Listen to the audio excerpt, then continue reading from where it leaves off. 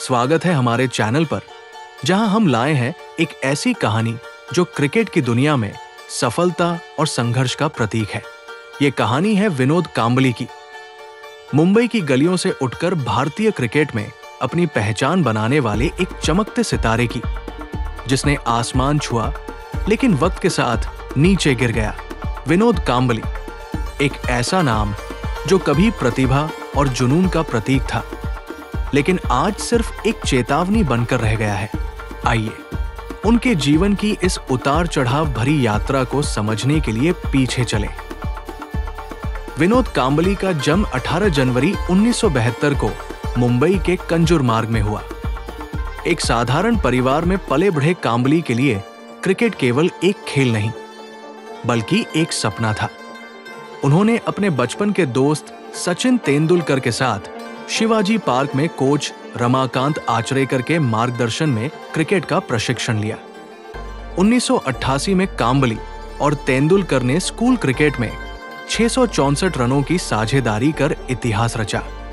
ये उनके उज्जवल भविष्य की झलक थी। कांबली ने रणजी ट्रॉफी में मुंबई के लिए शानदार प्रदर्शन किया।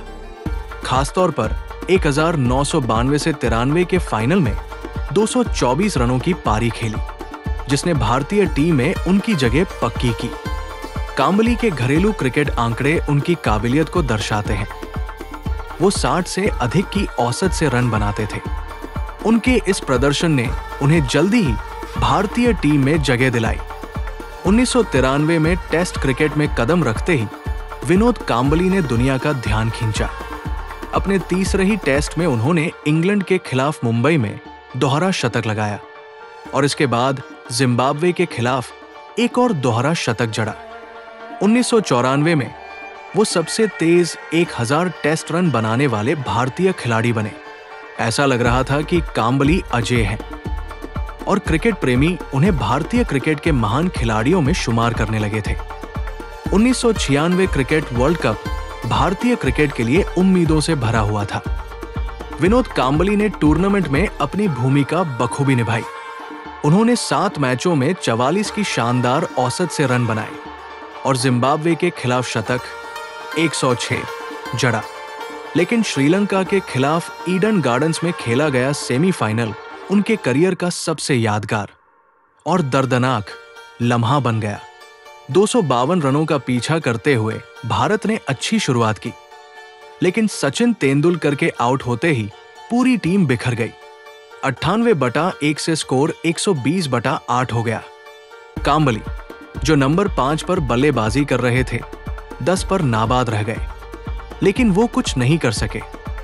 वर्ल्ड कप के बाद कांबली के करियर में गिरावट आने लगी। उनकी फॉर्म अस्थिर हो गई और मैदान के बाहर की उनकी आदतें चर्चा का विषय बन गई। उन्हें शॉर्ट बॉल की समस्या और मानसिक दबाव का सामना करना पड़ा। साथ ही व्यक्तिगत जीवन में डिस्ट्रैक्शंस ने भी उनका ध्यान भटकाया। 1999 तक उन्हें भारतीय टीम से बाहर कर दिया गया। उनकी शराब पीने की आदत और अस्थिर व्यवहार ने उनकी छवि को खराब कर दिया।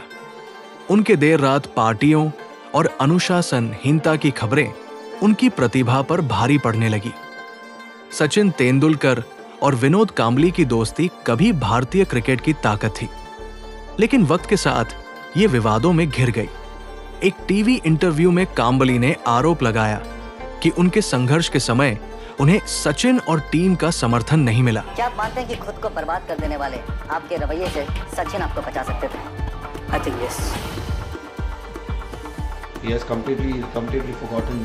इन आरोपों ने उनके रिश्ते को और खराब कर दिया। जहां सचिन तेंदुलकर क्रिकेट के महानतम खिलाड़ी बने, वहीं कांबली अपनी पहचान बचाने के लिए संघर्ष करते रहे। मैच मैं लाइफ में कभी नहीं भूल सकता हूं, क्योंकि ये मैच के बाद मेरा करियर खत्म किया गया। क्रिकेट से संन्यास लेने के बाद कांबली ने कोचिंग और मीडिया में अपने लिए जगह बनाने की कोशिश की, लेकिन 2022 में उन्होंने सार्वजनिक रूप से अपने आर्थिक संघर्षों को कबूल किया और सचिन से मदद मांगी।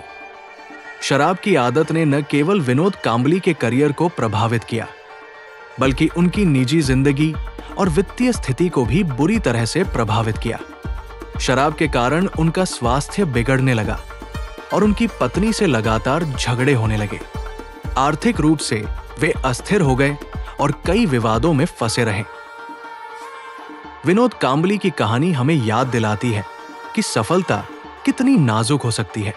वो एक अद्भुत खिलाड़ी थे, लेकिन अनुशासन की कमी और निजी संघर्षों ने उनकी प्रतिभा पर ग्रहण लगा दिया। उनकी कहानी भविष्य के क्रिकेटरों के लिए एक सबक है।